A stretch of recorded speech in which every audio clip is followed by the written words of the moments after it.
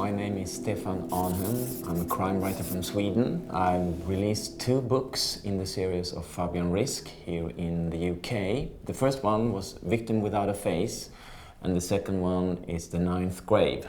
And actually the Ninth Grave is a prequel, but you should read them in the order that I released them. He's quite unnormally normal. I had worked a lot with Kurt Wallander in the television series as a screenwriter. And I was actually a bit tired of just having this old grumpy man listening to opera and jazz music. So I created Fabian as a quite normal person without drinking too much alcohol, going to prostitutes or using drugs or whatever. He has a family, he's struggling with actually everything that we all struggle with. My basic idea was to write a coming home story with Fabian moving back home to his city where he was born. And then it felt quite natural to have a case where it was his old classmates. In Swedish we say ground school, the first 9 years when you go to school. Someone is really mad there and killing one after another. And so that was actually my way of getting Fabian to open up the boxes of old memories and things he has just left behind.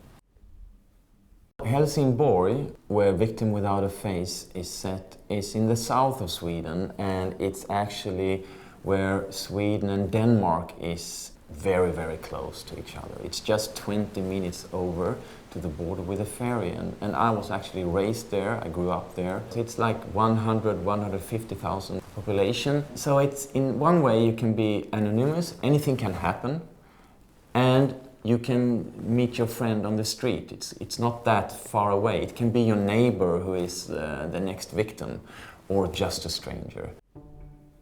It takes place 2 years after Victim Without a Face. The case is about identity theft. I don't know how it is here in UK, but in Sweden it's actually the most common crime that happens right now. It's actually more common than stealing of a bicycle. This is a Fabian Risk story, so the victims here, they lose a bit more than just some money. They actually losing their lives. And I'm asking myself, or the question is, how much of another man's life can you actually steal? In 18 Below, it starts out with a car chase.